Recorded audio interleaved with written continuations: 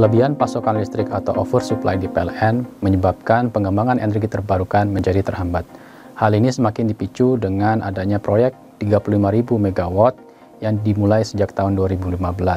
Tak pelak, ketergantungan terhadap PLTU menguasai sistem energi di Indonesia. Kurang lebih 65% pembangkitan listrik kita berasal dari PLTU. Tanpa subsidi, ketentuan Domestic Market Obligation, dan serangkaian insentif lainnya, pembangkit listrik tenaga uap atau PLTU batubara tidak lagi menjadi kompetitif dibandingkan dengan pembangkit listrik berbasis energi terbarukan seperti surya dan angin.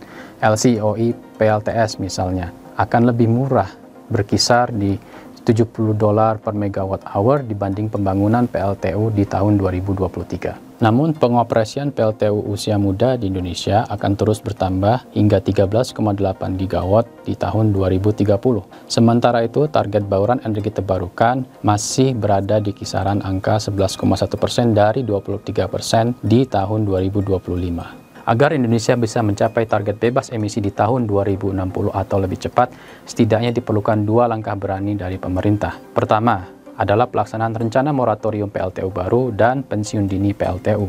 Komitmen decommissioning PLTU yang diumumkan oleh pemerintah di COP26 Glasgow 9,2 gigawatt di tahun 2030 wajib dijalankan, terutama menyasar pembangkit-pembangkit yang sudah berusia tua dan sudah tidak efektif lagi.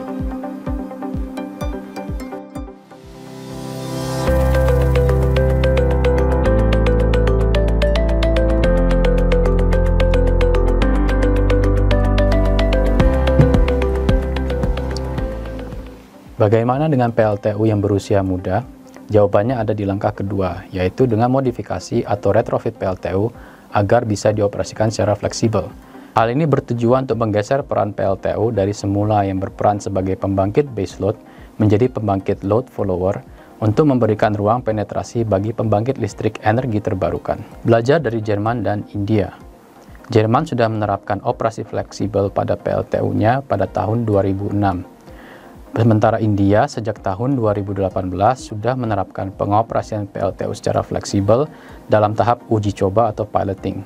Kedua negara ini melihat keberadaan PLTU dapat digunakan untuk mempercepat proses transisi energi dengan mengintegrasikan variabel energi terbarukan yang lebih tinggi seperti surya dan angin. Berikutnya kita akan membahas pengoperasian PLTU secara fleksibel di Indonesia, termasuk hitungan biaya manfaat, faktor pendukungnya, dan rekomendasi kepada pemerintah. Pengoperasian PLTU secara fleksibel ditentukan oleh beberapa faktor, seperti pengurangan beban minimum PLTU atau minimum load, peningkatan kemampuan PLTU untuk menanggung loncatan beban secara cepat atau ramp rates, dan mempercepat waktu nyala mula PLTU dari kondisi mati atau startup.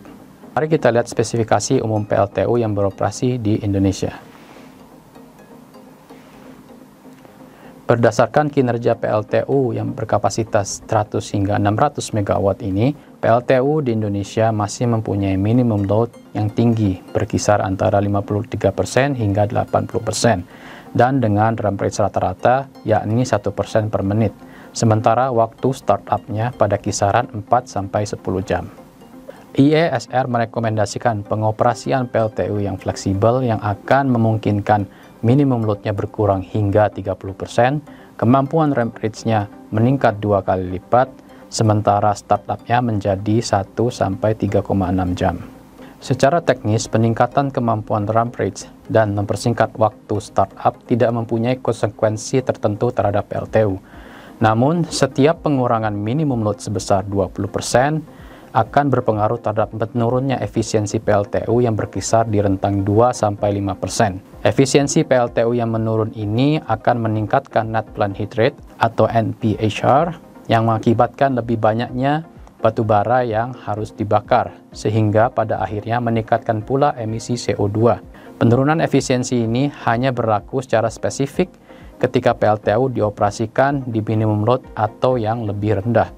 Jika dipukul rata dalam setahun pengoperasiannya, barangkali akan sedikit lebih rendah dari efisiensi desainnya, dikarenakan PLTU ini beroperasi cukup sering di minimum load yang lebih rendah, namun sebetulnya tidak akan terlalu jauh dari efisiensi desainnya. Umur di PLTU memainkan peranan penting di dalam pengoperasian PLTU yang fleksibel. PLTU yang berusia muda lebih berpotensi untuk dioperasikan secara fleksibel. Usia komponen utama seperti boiler yang masih muda membuat PLTU ini masih beroperasi di performa desainnya. Sehingga kenaikan emisi CO2 dari siklus operasi fleksibel dapat diminimalisir atau bahkan lebih rendah ketimbang sebelum beroperasi secara fleksibel.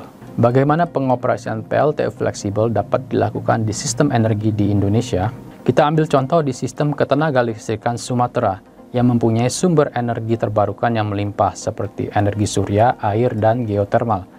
Pangsa pembangkitan energi terbarukan diproyeksikan mencapai 39,5% di tahun 2030. Dengan menerapkan pengoperasian fleksibel pada PLTU berkapasitas 100 MW, maka pada saat iradiasi matahari tinggi, PLTU akan beroperasi dengan minimum load di kisaran 30% dalam waktu kurang dari 2 jam. Hal ini akan memberikan ruang ke energi surya untuk berkontribusi ke pemenuhan kebutuhan listrik di sistem tersebut, sehingga menurunkan emisi CO2 secara sistem.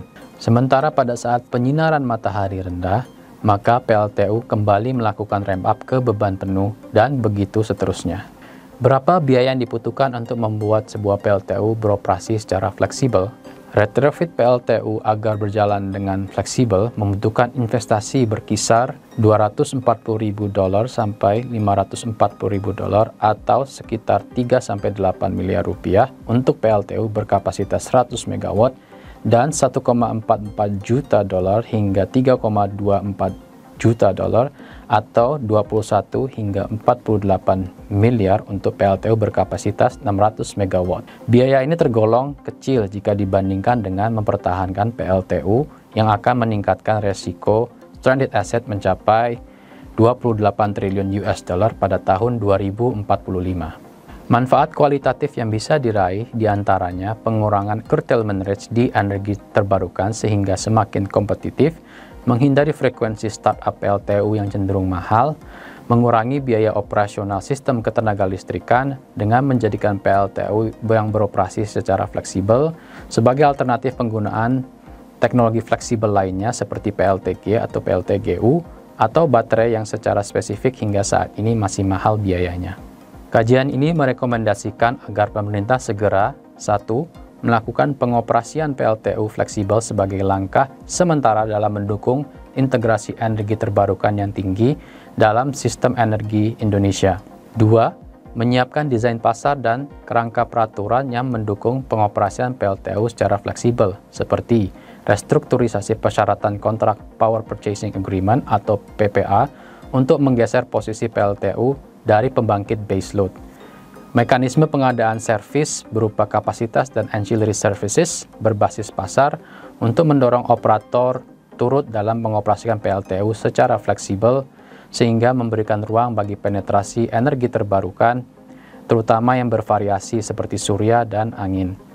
3. Secara teknis, melakukan identifikasi unit PLTU di Indonesia untuk dilakukan proyek percontohan. Mempertimbangkan perubahan prosedur operasional dalam mengoperasikan PLTU secara fleksibel, meningkatkan kapasitas bagi pembuat kebijakan, regulator, dan operator kelistrikan untuk mendorong implementasi pengoperasian PLTU secara fleksibel. Kunci pengurangan emisi CO2 ada di pemanfaatan energi terbarukan yang masif dan efisiensi energi. Pengoperasian PLTU secara fleksibel ini hanya salah satu solusi sementara yang dapat dilakukan menjelang semua PLTU dipensiunkan sebelum tahun 2045.